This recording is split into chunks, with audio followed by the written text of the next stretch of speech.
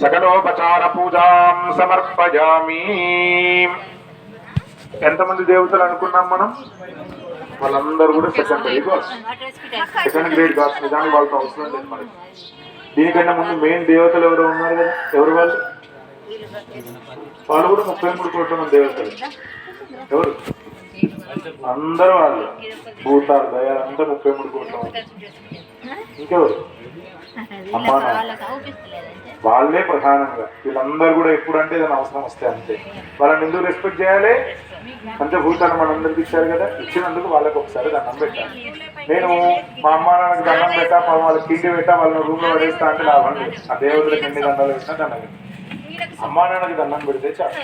మిగతా దేవతలకు సంవత్సరానికో నెలకో వారానికో రోజు ఒకసారి అమ్మవారిని చూసుకోవాలి. ఎందుకంటే ముందే అయ్యగారు గణపతి పూజ మొదలు పెట్టేటప్పుడు ఒక శ్లోకం చెప్పారు. మాతాపితృ సమందేవం నదేవం పితృమర్చయేత్ సర్వతీర్థఫలం నేయం మాతృవందనతాం సదా. ఇక్కడ చాలా మంది తల్లులు ఉన్నారు.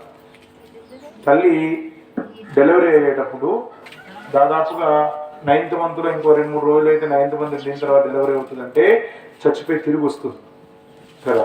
ఇప్పుడంటే నేను 1-2కే అయిపోయింది. మనం ఇంకా నేను 3 ప్లాన్ చేయదలుచుకోలేదు నేను అంటున్నారు. మన అమ్మమ్మ తాతల దగ్గరికి వెళ్ళినప్పుడు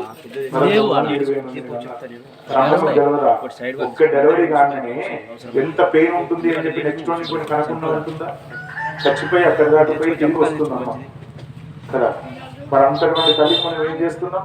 ఏమి అమ్మ ప్రధానం. నెక్స్ట్ నాన్న. మనందరికి కూడా చాలా నాన్న ఉన్నారు. ఇక్కడ అందరూ తండ్రులే. పిల్లలు పాపం చాలా తక్కువ కనబడుతున్నారు. వారు ఒక్కడే వచ్చారు. రే, మనం ఇంత హ్యాపీగా ఉన్నామంటే కారణం ఎవరు తెలుసా నీకు? ఇంత హ్యాపీగా ఉన్నామంటే కారణం ఎవరు తెలుసా? నువ్వు ఆడుకుంటున్నావు కదా. ఈ మంచి మంచి బట్టలు ఎవరు తెస్తున్నారు? మనకి డబ్బులు ఎవరు ఇస్తున్నారు కదా. నువ్వు స్కూల్కి వెళ్తున్నావు, మంచి చాక్లెట్స్ బిస్కెట్స్ తెచ్చుకుంటున్నావు, అన్ని ఇస్తున్నావు కదా.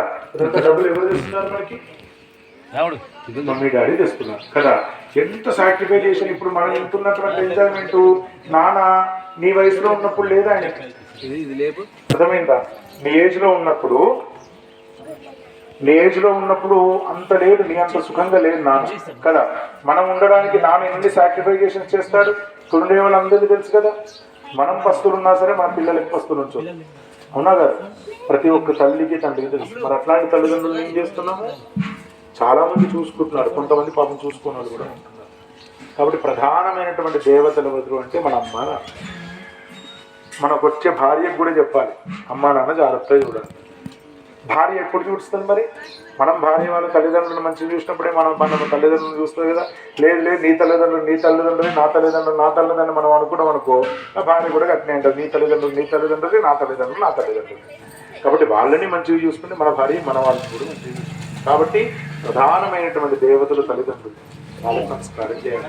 రే, అర్థమైందా నీకు కదా. మనకు కాబట్టి ముందు మెయిన్ మనకు ఫస్ట్ సతాయించేదే అమ్మ. పొద్దున గిదే బ్రెడ్ పెడతావా, గిదే ఉప్మా పెడతావా, గిదే దాగి పెడతావా, ఏది పెడతా. అర్థమైందా?